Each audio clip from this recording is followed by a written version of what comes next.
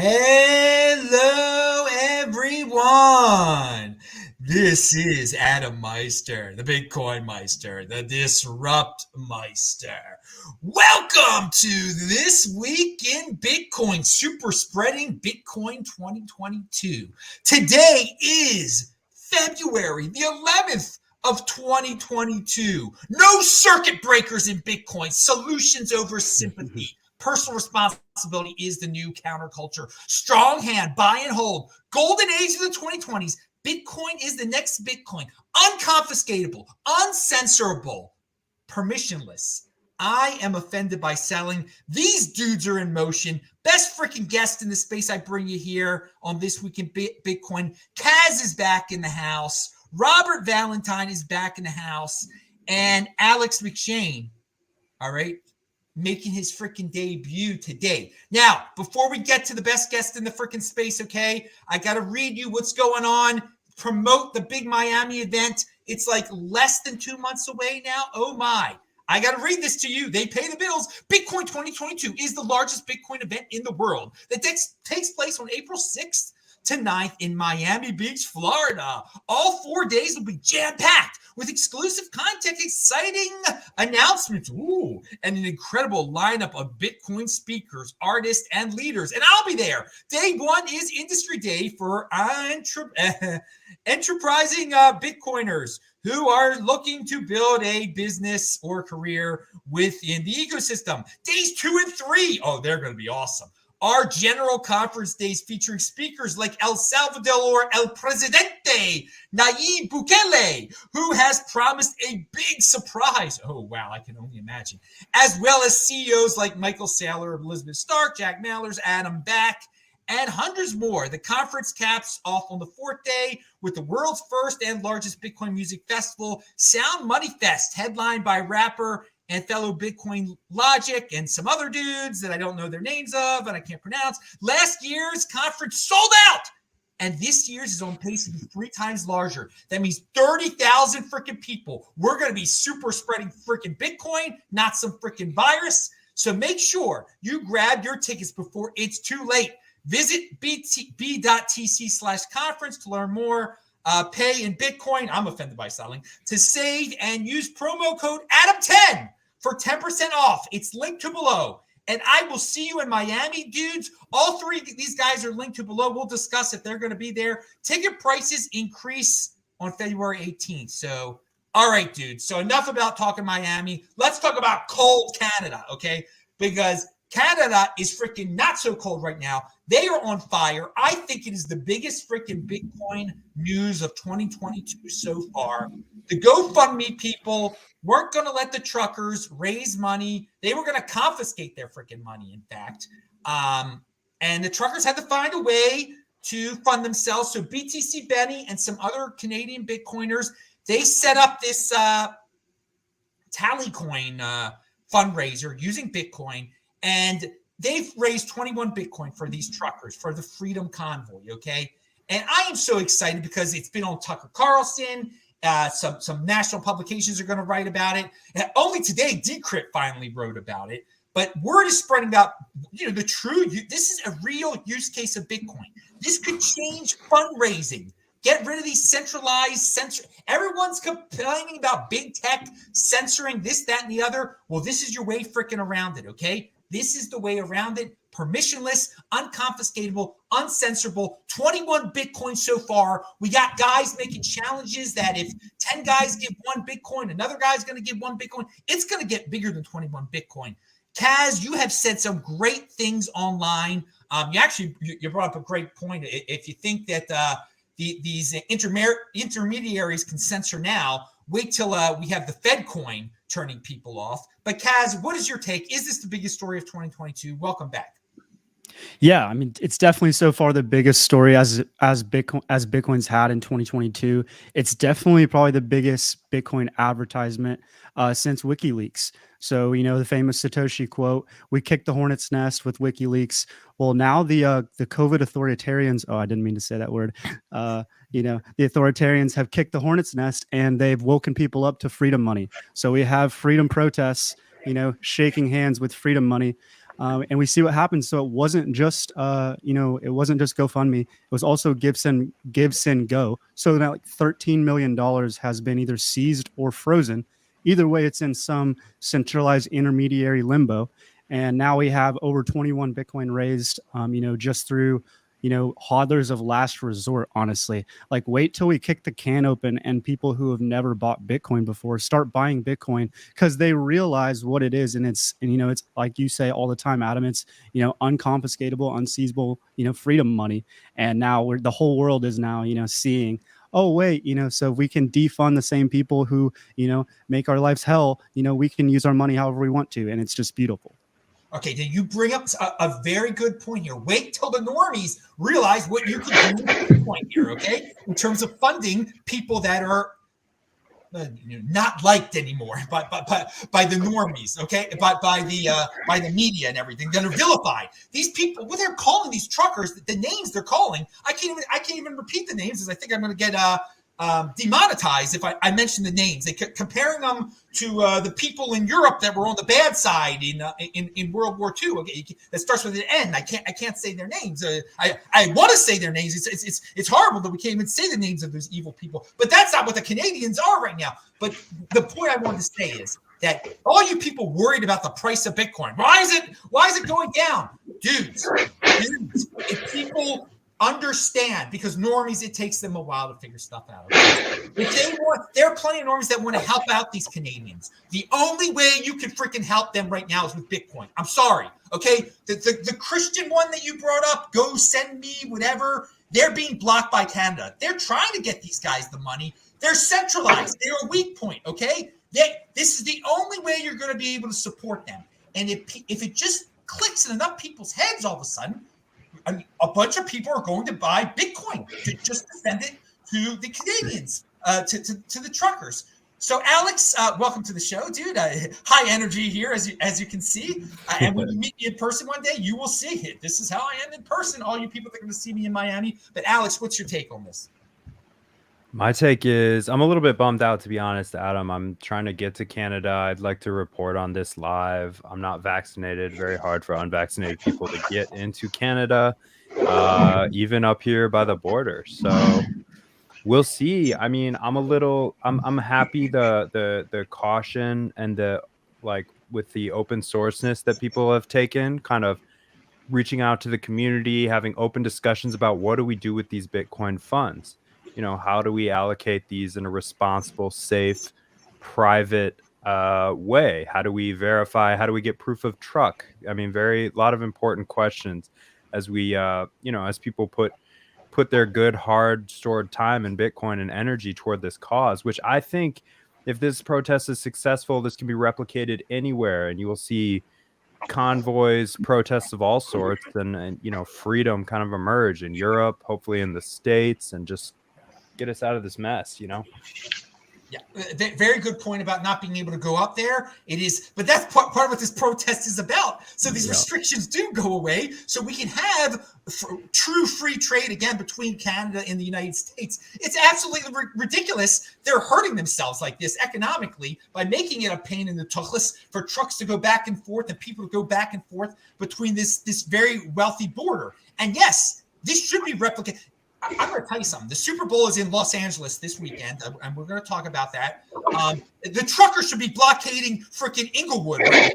Okay, that's what should be going on right now too. It should have already spread right. But hey, we're going to see. Maybe it's going to spread into Europe. Who knows? This is great advertising for Bitcoin. For all the people who still foolishly say it can't be used for anything. How can you say it can't be used for anything? It gets away. It gets around all these ridiculous rules and restrictions that the government's put in there, or that companies choose to have. All right, Robert, you're a very calm man. What do you think about what's going on in North America from your perch in the Netherlands? Well, I absolutely love what is happening. I mean, how bad the past years have been in terms of COVID regulations for liberty. These institutions, these established institutions, are killing themselves with these kinds of actions. And I like Kay was saying, this is one of the best use cases you can have for Bitcoin. And the world is watching, and everybody can see that you need to become ungovernable, and Bitcoin is the way to do that. And if you want to keep your money safe, this is the way to do it. And GoFundMe, I mean, you have to be really, really dumb with such a name to try something like this. I mean, the meme writes themselves, right? I mean, go fund yourself. I mean, what's going on? This is just crazy. And I think on a broader view from this, that all these institutions, media, big tech, politics, the trust here in the Netherlands is really at an all-time low. And people are looking for alternatives. And when they see the GoFundMe case and see that, you can pay for the things you like without a third party interfering or being needed, I think it's a great thing. I absolutely love it. I love it. Yeah, this is the true teacher of what the word uncensorable means, what permissionless means, what disintermediation means, what unconfiscatable means. These are very, concepts that I guess are hard to grasp, but now it's right in people's faces, so they better freaking grasp it at this point. I hope they do. I hope they do. And anything else you want to say? I mean, we do. Any commentary on the protest in Europe? Because it does vary from country to country. And you are a guy, just everyone has seen you on my channel before. You haven't been on This Week in Bitcoin, but you ran for office in the Netherlands on a libertarian type of party. So I mean, real quick, you could say what's going on over there, I guess. Well, we're just getting out of a lockdown. The Netherlands was the only country in the world during the Omicron crisis who decided we needed a lockdown because the cases were skyrocketing, and they feared, mass death and mass healthcare overflow and all stuff like that. So it has been closed off for I think a month and a half. Well, nothing happened and nobody got really ill or really sick, and a few people die of it, but that's with you can name a lot of contagious diseases which kills people every year. We don't lock down the country, so we were the only country in the world who did that. So I think it's absolutely insane, and most people still look at the Netherlands as like this classic liberal country, but we're far from that. Yeah, I think I mentioned the last time when I was on your show that we're really authoritarian, and we do it in a sneaky way because we do it through companies. We don't do it to the state up front, but we do it through companies. So yeah, we watch the trucker the Freedom Convoy in Canada closely because and we're copying it actually. I think, and we're getting text messages that I think this weekend it's going to be in Brussels. So the UE headquarters is going to get a convoy as well. I'm not sure how big it's going to be, and I read there's also plans of doing the same thing here in the Netherlands. So that's the beauty of it. Like, even though Trudeau tries to scoff it off as a few people coming to Ottawa, people here are waking up to the nonsense and chiming in and doing their thing to get rid of these people who have been ruling us for 2 years really badly. So yeah, it's great. Bitcoiners are funding inspiration all over the world, baby, all over the world. Pound that like button, everybody. All right, we'll move on from this. But Kaz, you've got anything else to say? You were the first one to talk about this, so I'll let you have the final word. No, I don't have anything else to say to this one. All right, cool. Alex, anything else? I'm good. All right, dudes. All right, well, let's hope it spreads all over the world.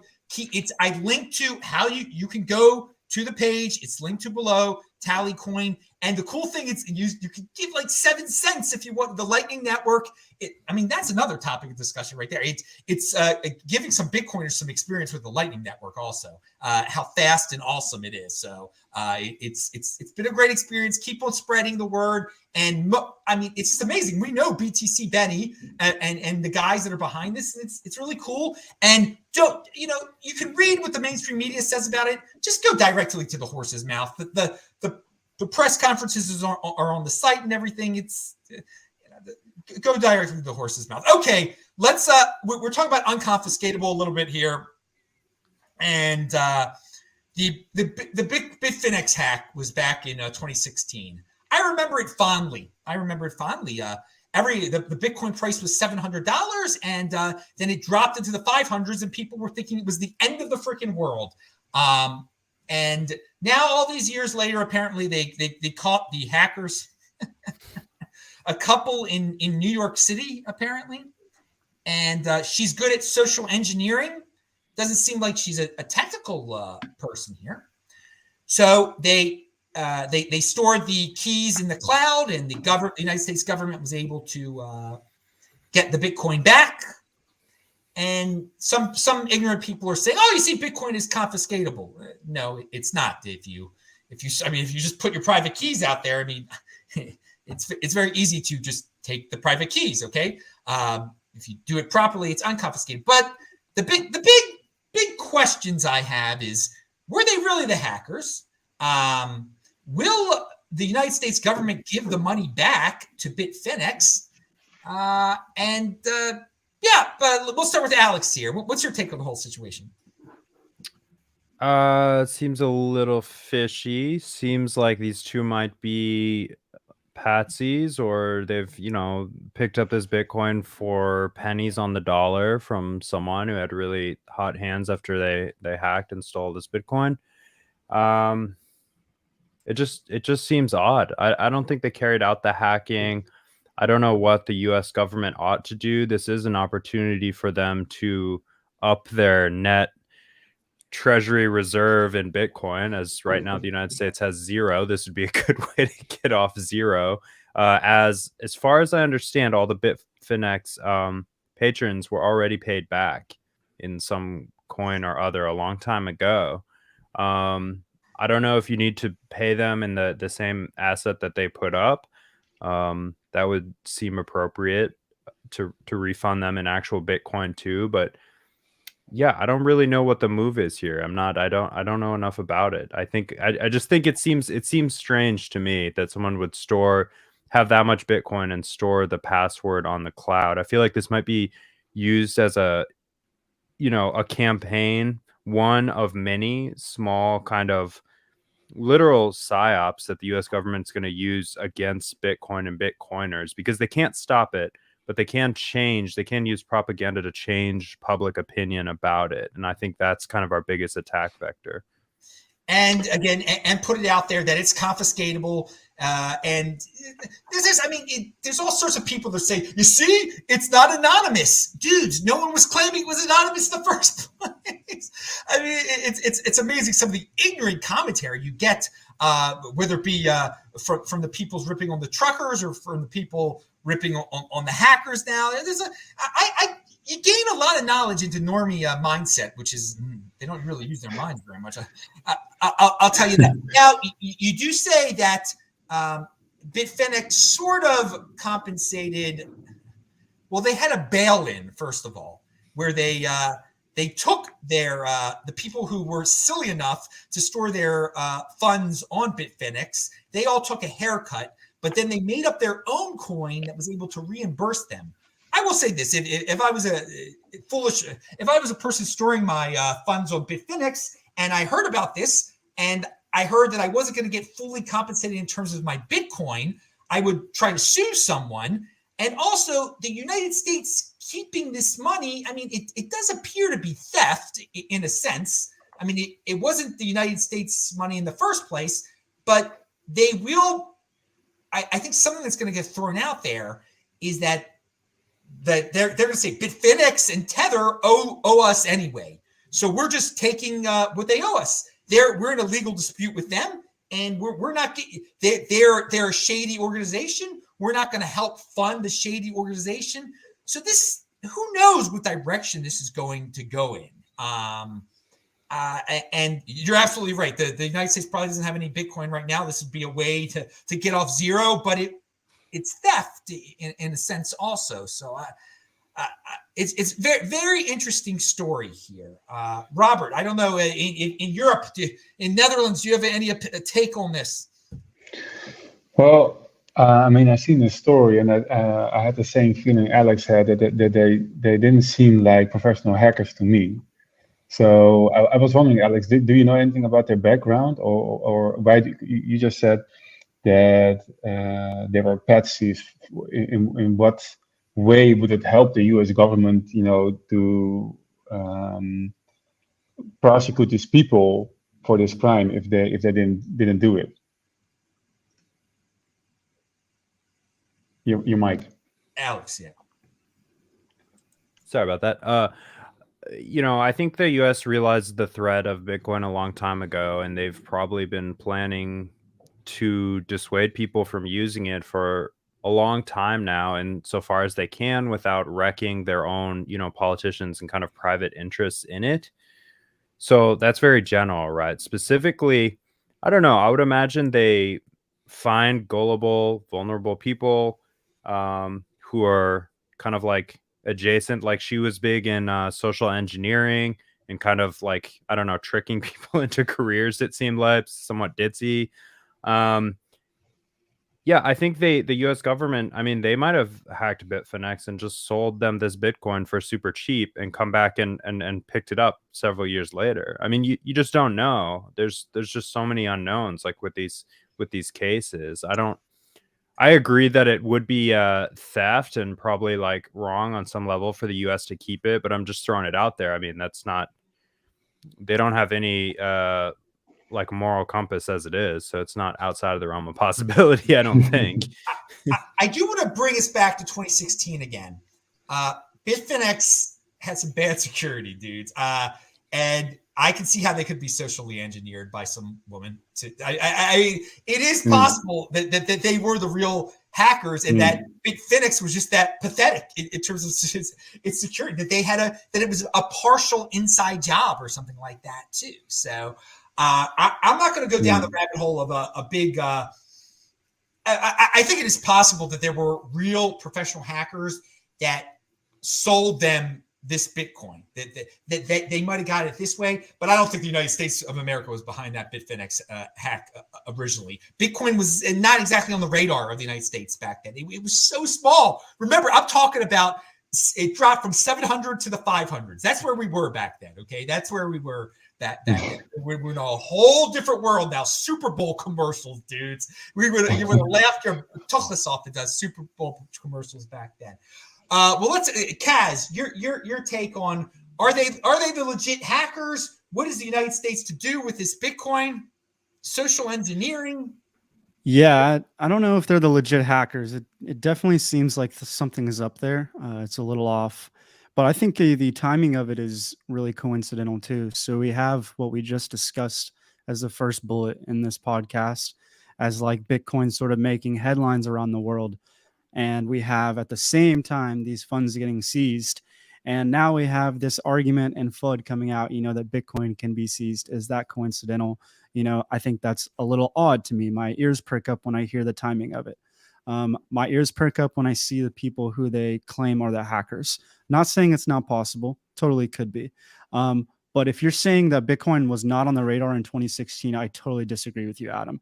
If you don't think that three-letter agencies and people inside three-letter agencies in 2016 were anticipating and knew what Bitcoin was, I totally believe that they did. And so now when I see, I read this headline and say, this three-letter agencies just acquired 120,000 or 96,000 Bitcoin or whatever the number was, because I don't think they have any intention on giving it back to Bitfinex. They don't give a shit about people or companies for that matter. Well, yeah, I don't think they want to give it back. Definitely, that's true. And okay, they knew about Bitcoin back then. No doubt about it. Okay, that is true. I lived through it. They knew about it.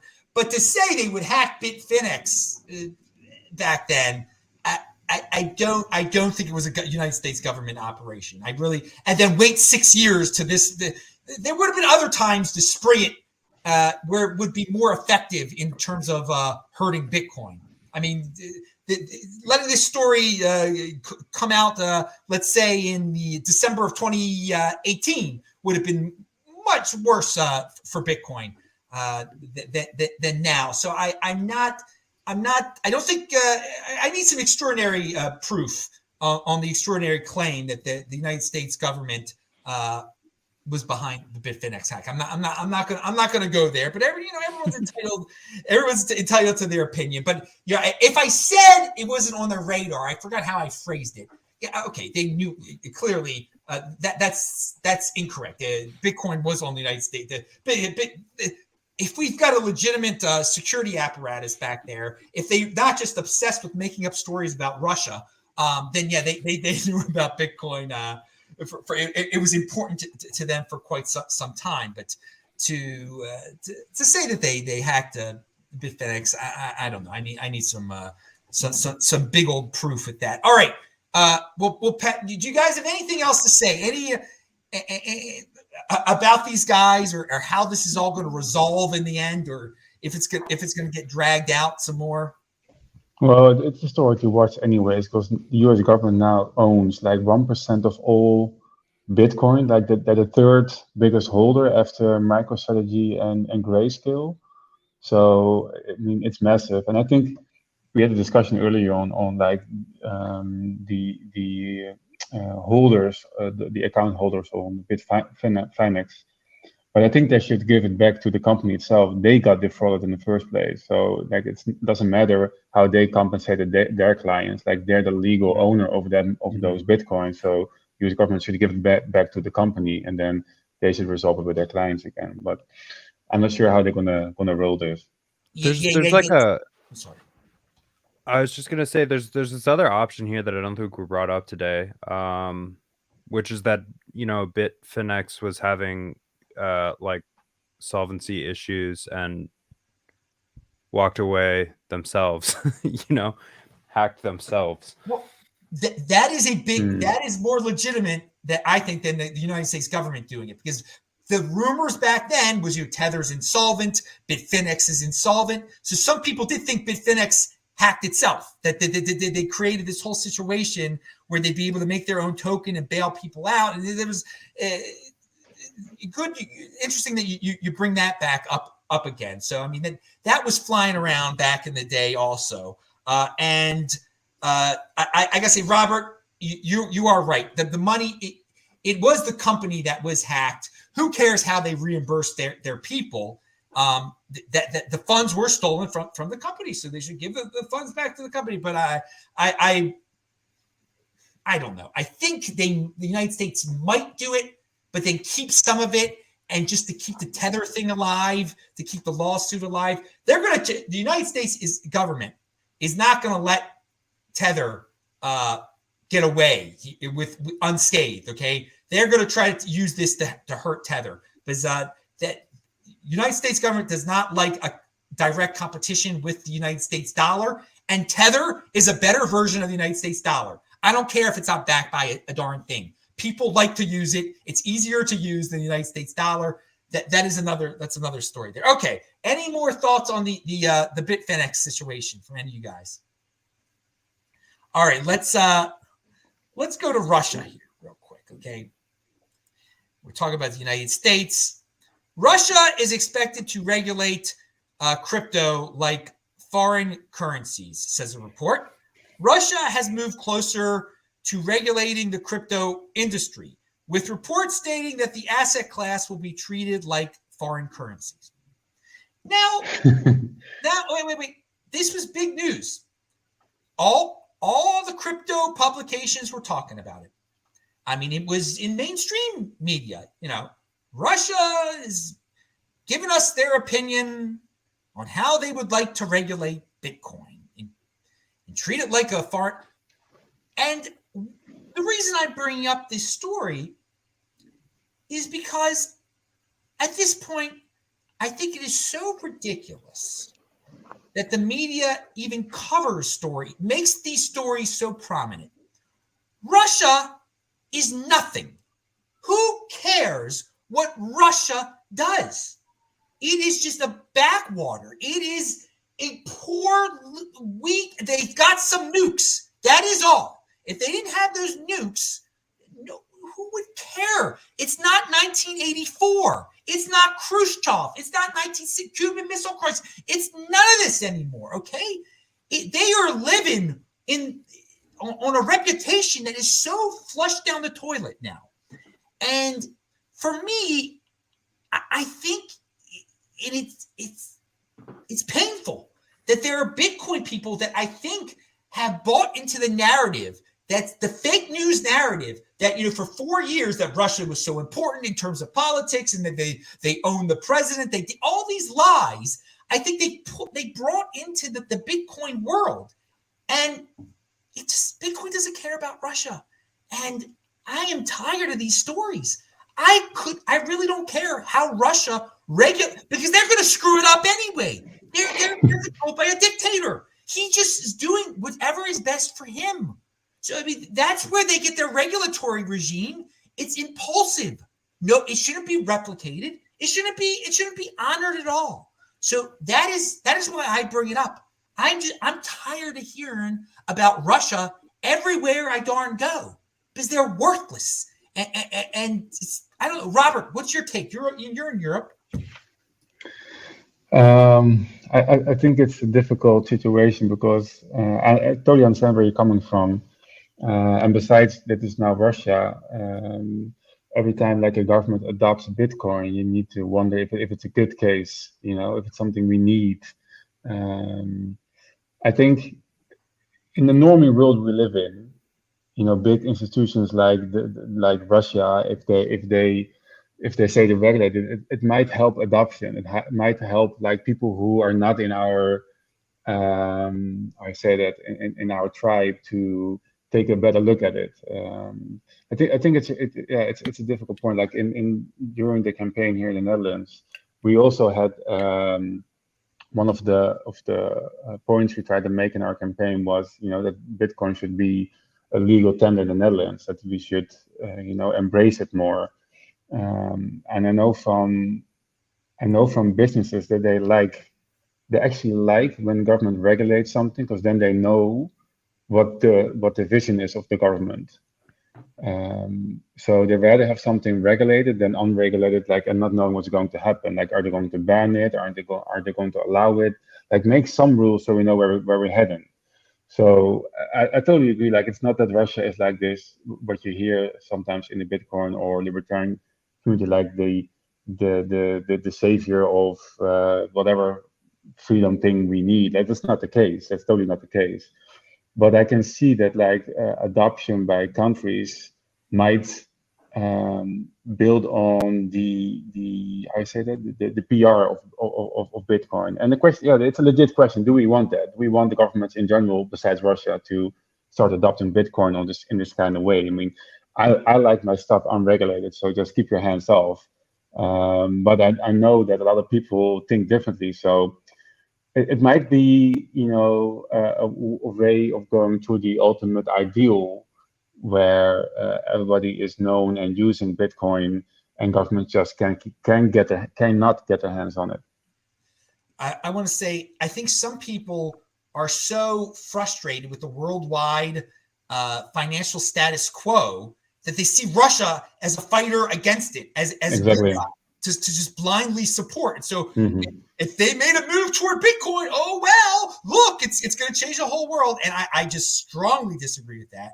And here's a guy that said, I can't believe how much attention Russia's position on Bitcoin is getting. It's a mafia state with a crumbling economy solely based on the export of natural resources. It's all noise. Bitcoin doesn't care what Putin says or does. I strongly agree with that right there. Kaz, what's your take on this situation? Yeah, I don't think Putin or Russia have any intentions of adopting Bitcoin from any sense.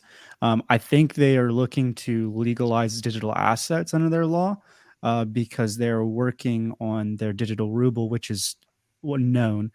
They're also collaborating with major international banks to do that.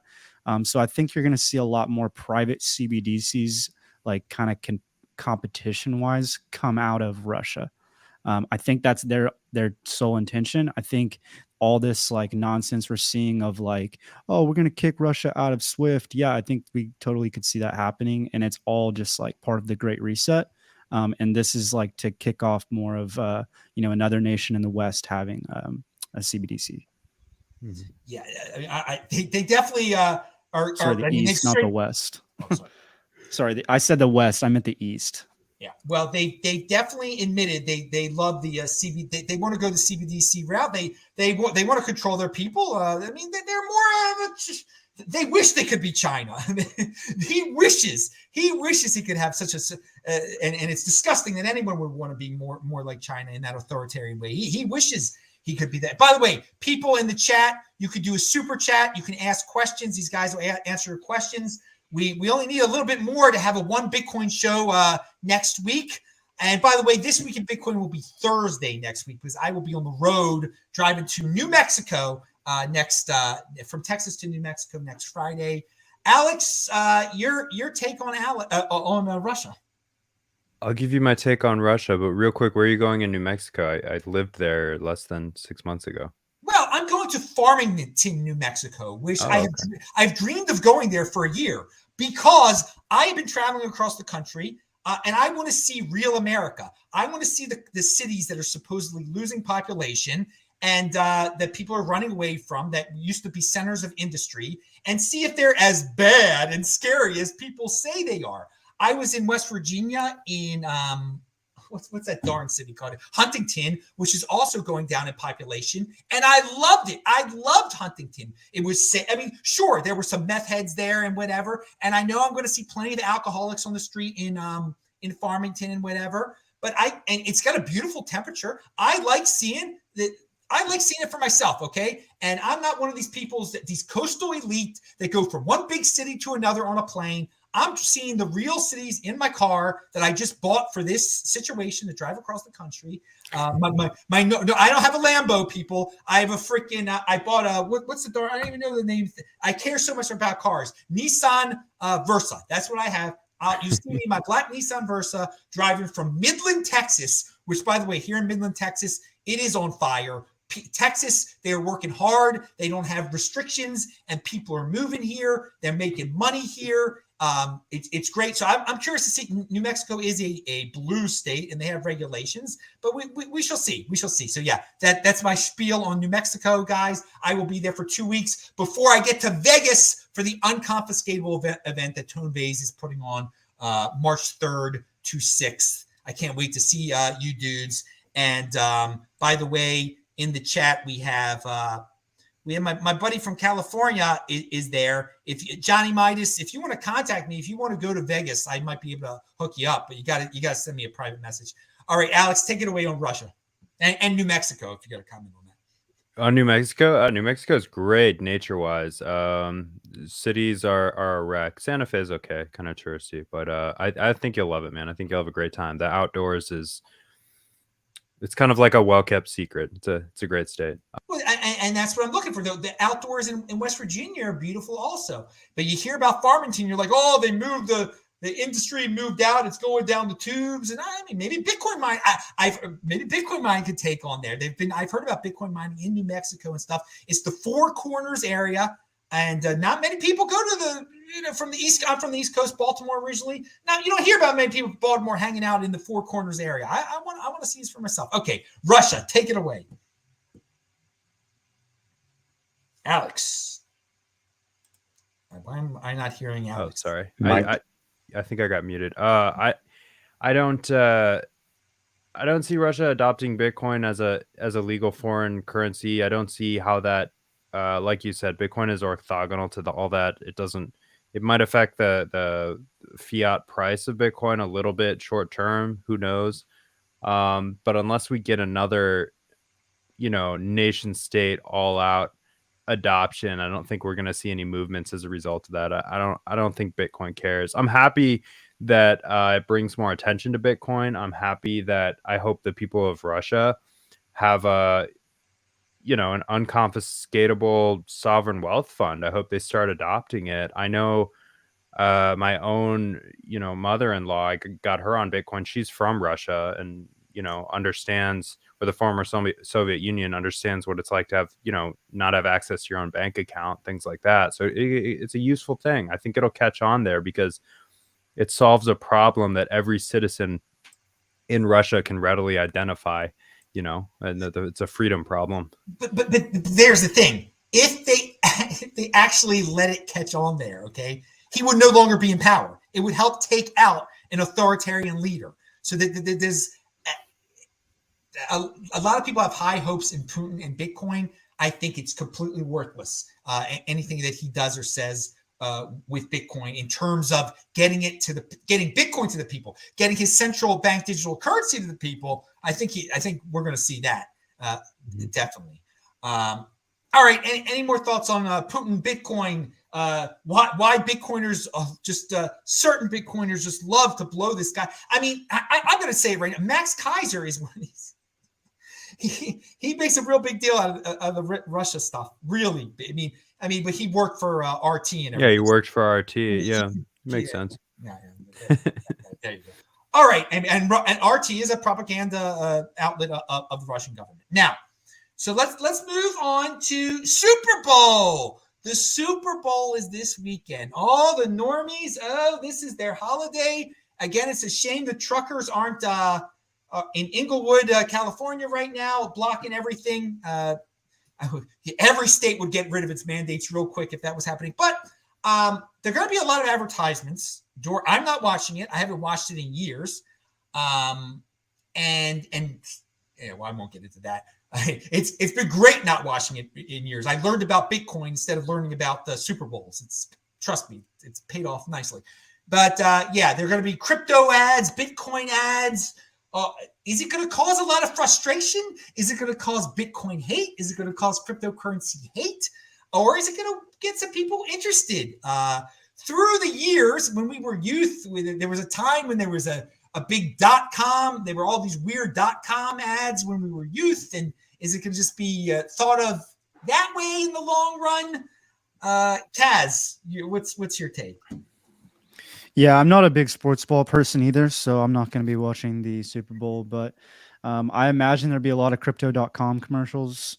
Hopefully people make them like more relevant to Bitcoin and not just crypto. But I don't really see very many Bitcoin companies paying for Super Bowl ads, so I have a feeling it's going to be a shitcoin fest. It is. It's already been. It's the people that have announced they're going with that crypto theme. But that's the bigger question here. Will this? What I see online right now, there's a lot of hate toward NFTs from normies, and they kind of extrapolate that hate onto Bitcoiners. Like their commentary on the Canadian situation, they bring up the NFT stuff. It's killing the environment. These Canadians are killing the environment, even though they have nothing to do with NFTs. So I wonder a lot when it's said and done. When the show is over on Sunday, there are going to be a lot more people that know about crypto.com and know about these other companies. The end of it, is this going to help Bitcoin in the long run? Or is this going to really get some haters out there going to be spewing like environmental nonsense the next day? I mean, that's. I think it's going to be a big nothing burger. I mean, I think we'll see like maybe Bitcoin and maybe some cryptocurrency like trending on Twitter, and that's about it. And like 2 days will blow over, and I don't think much will come out of it.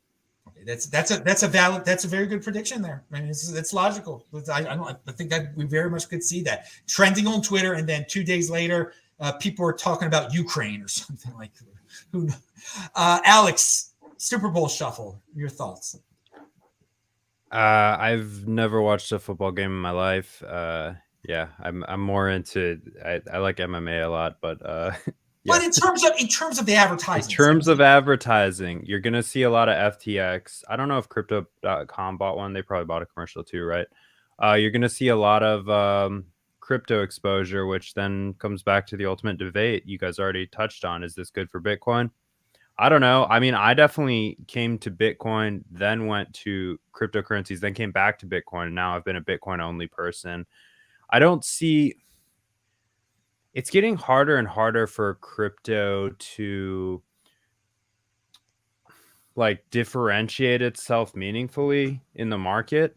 You know, they kind of live or die by Bitcoin. So I kind of don't really care what happens in the crypto space. Like, I'm not worried about competition with Bitcoin by any means. If people want to go off and trade cryptocurrencies and JPEGs with their money, I mean, have at it. That's just more Bitcoin for me. Well, I am hoping for the best. I'm hoping that this will get some people into Bitcoin. I really am. I expect some negative feedback, though, to say the least. Now, Robert, you're in Europe. You probably don't care about but I want to see if you have a take, because there's a lot of people all over the world that are going to see advertisements that deal with cryptocurrency and trading and all sorts of nonsense. So your opinion on that? Yeah, I think I have to agree with you guys about this. Like you said, Super Bowl is not a thing over here. The commercials are also are not a thing, and I think we might, need to pay attention as Bitcoin enthusiasts. Maybe we should put together some kind of fundraising super PAC now and buy our Bitcoin only ad in a year with Bitcoin money and only advertise for Bitcoin. Because I think the same with like the Russia story. Like I believe, like, my background is in marketing and I'm in politics, and I'm really interested in social psychology and how people work and how people get, and enthusiastic about certain things. And I think we need to understand we're different. Like, I really liked the opening you said about, taking responsibility is a new counterculture. I think we live that, we know that, but for other people, that's not the main thing. So, I would love an ad with Bitcoin, maybe highlighting that, or, I mean, we can just maybe put you on, just record what you just said in the beginning and put you on the Super Bowl screen next year and go fund that. I would like to start a fundraiser for that, get Adam Meister on the next Super Bowl ad. I mean, that would definitely work. It has a large audience, so maybe we can pull together on this one. I would love to scream personal responsibility is new counterculture, but you're absolutely right. So few people know about that. But I do. Lance Hoddle and some other dudes bring up a very good point. What do you think about FTX giving away 8 Bitcoin to 4 winners after the commercial? And I should have brought that up. That FTX is a company that deals with all sorts, but they are giving away free Bitcoin. So that is something that people are going to take away at the end of the Super Bowl, that a lot of free Bitcoin will be given away. And it is Bitcoin. So that is a good, I think that's a good advertisement for Bitcoin right there. Giving it away for free will definitely intrigue some people. And they're not giving away Litecoin. They're not giving away Ethereum. They are giving away Bitcoin. So I should have prefaced this story with that. So thank you, Lance, that you're wide awake, and I can't wait to meet you in person in Las Vegas. All right, now speaking about meeting people in person at events, we this super spreading Bitcoin. I want to know, Alex, you're a Bitcoin magazine guy. Are you going to be at the event in Miami? Oh yeah, man. I'm going to be hosting a couple events in Miami. We're working really hard to get this conference off the ground. Super excited. Are you all coming? Yeah, we're going to get to that. Well, first of all, I met Kaz in person in Miami last year. So that is an intriguing question. Will you return, Kaz? I will be there. Perfect. All right. Robert? Now, that's a hard one. I mean, that's asking a lot. I'm disappointed, but no, I can't. No. Oh, I'm sorry, Robert. Hey, stream it live. I'm putting a stream. We're gonna have the whole thing live, all the, the main speakers, and then we'll have all the videos from all the speakers up for sure. So you won't miss anything. Definitely gonna watch. Awesome. I'm really hoping. Yeah, I know, Robert, you're not gonna be able to make. I mean, it's less than 2 months away. Wait a second. Yeah, it's less than 2 months away now, dudes. But hopefully these truckers, who knows what restrictions might get chopped off now. I mean, it seems like the tide is turning politically, because they never cared about safety. I mean, it's all political. A certain party doesn't want to lose too bad in the House of Representatives. So certain states are suddenly, everything's fine. So maybe the federal government will just let anybody into America now. There should be no test. Anyone should be able to come into any country. It's so insane what's going on. But who knows? Maybe Europeans will find. Listen, I know Europeans who would love to go to this, but they don't want to deal with the politics. They don't want to deal. They don't know what tests they're going to have to take. So maybe this will all go away by then. Bitcoiners are funding this trucker thing, and who knows what this could be the spark of. But let's go back to you, Alex. So tell us more about the Miami event. I mean, the floor is yours. I mean, you're big into this, man. I mean, this is your thing. I'm big into this, man. I think, I think if you're looking for camaraderie, work, a good time, education, like this is the place to be. I mean, we're all sick of kind of the boredom of the last 2 years. If you haven't gotten out to do anything, this would be the thing to spend a couple stats or spend a couple bucks, like come out. There's all sorts of discount codes floating around there. But I think like anyone who wants a job in Bitcoin there's just so many businesses emerging. Like there's almost no excuse not to find one, especially if you come to this event. Like your networking opportunities are going to be huge. You could be, find yourself sitting next to people who are, the CEOs of budding companies, current companies. I know we're going to be scouting as Bitcoin Magazine out there. There's so many just opportunities to meet people and grow this thing. I mean, I really think of this as like a business opportunity, a time to grow Bitcoin adoption and, just a networking event. It's a major networking event. 30,000 freaking people. I was meeting all sorts of people, all sorts of opportunities coming into my lap, and other people were hooked up with opportunities there. So it's going to be 3 times bigger this year. So I'm really excited. And were you there last year? No, I was not. Okay. No, I couldn't make it. I was in New Mexico. There we go. The New Mexico connection again. I did not know you then, but it would be great to meet you in person this year. April 6th to 9th, dudes. It will be fun. And people can touch my hair if they want to, if that'll incentivize you to come. Adam 10. Adam 10 is the discount code to use here that I'm supposed to tell everyone to use. Okay, we've reached the end of the show. Let's see if there are any other stories that were left out, anything people want to promote. Kaz, we'll start with you. Any stories that you want to say what you're doing, and or any big news that I forgot to bring up from this week? No, I think we hit on everything. I'm excited to see at least Adam and Alex in person. I wish I could see you, Robert. Miami's gonna be fun. I cannot believe it's only 2 months away. It's gonna be a great time. And Adam, always enjoy your podcast. I'm on the Swan Bitcoin team, so go to swanbitcoin.com, and I host the Down the Rabbit Hole Bitcoin podcast.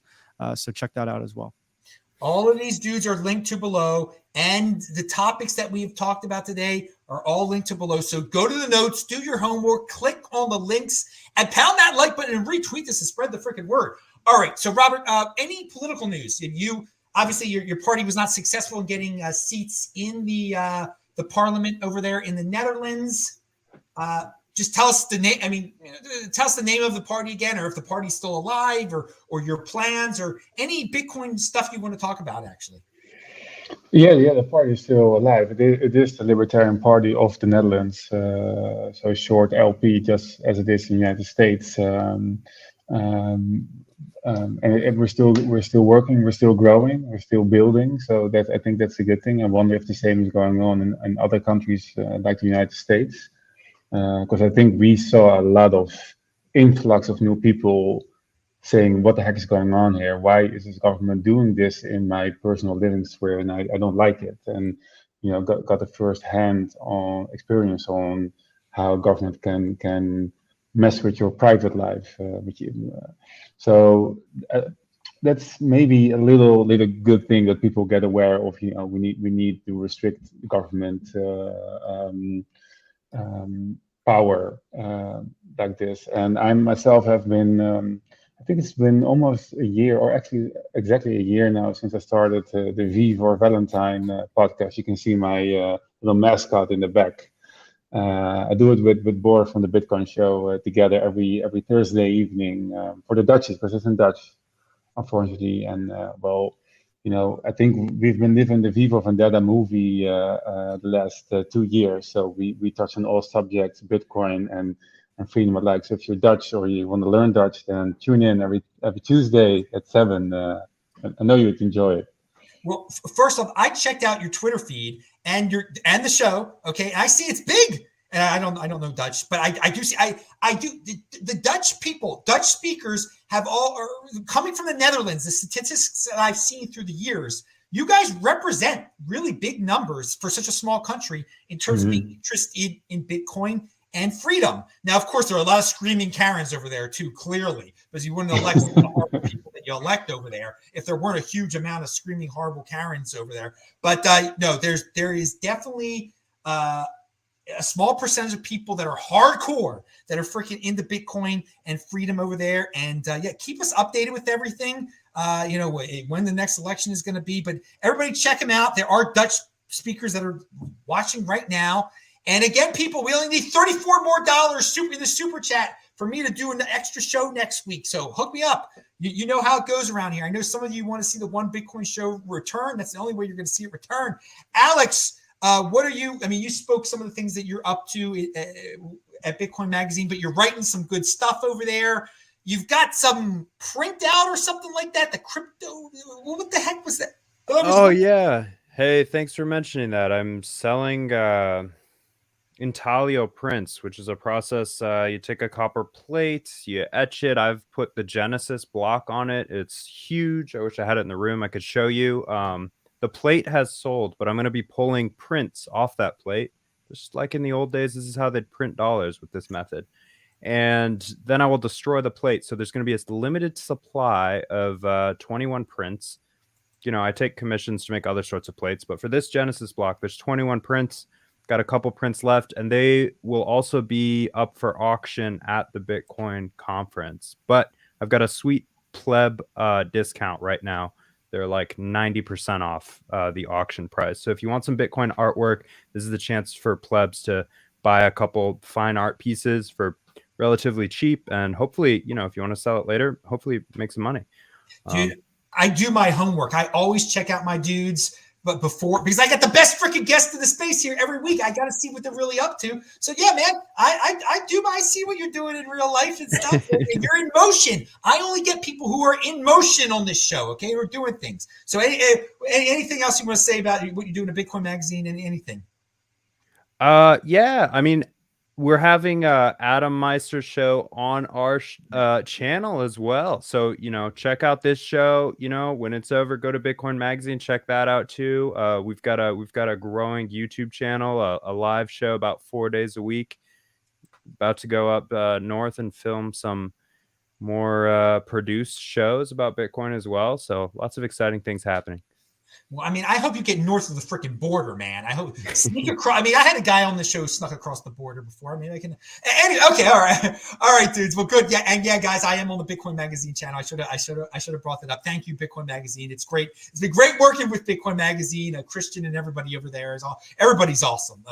All the who else do I have over there? I don't want to forget anyone. I wanted to say? Well, anyway, we got Kit over there. She's cool. Chris over there. Okay. And one other thing, guys, about meeting people in person. I am working with the Bitcoin Day guys now. They are they put on events all over the country, or they're going to bitcoinday.io. I will be the MC at the Oklahoma City event on the 26th of March. Adam 50 will get you $50 off of that event. Oklahoma City, I will be there. Bitcoinday.io. Yeah, dudes, I'm in motion. March 26th. So I'm going to see some of you guys in Vegas at the beginning of March, Oklahoma City at the end of March, and Miami at the beginning of April. It's all linked to below. Everybody, thank you, guest. Thank you, everyone who is watching this show. Pound that like button. Retweet it. Shabbat Shalom. I'll be back next Thursday, maybe before, if we can get some $34 on PayPal. Said that you can get me back earlier. I'm Adam Meister, BitcoinMeister, Disrupt Meister. Subscribe to the channel. Go to the events. Thank you again, guys. And really, seriously, have a great weekend. Shabbat Shalom. Yes. Super Bowl also. You know how it is. The Rams are going to win probably. I'll see you guys later. St. Louis. I will never forget you, St. Louis. All right.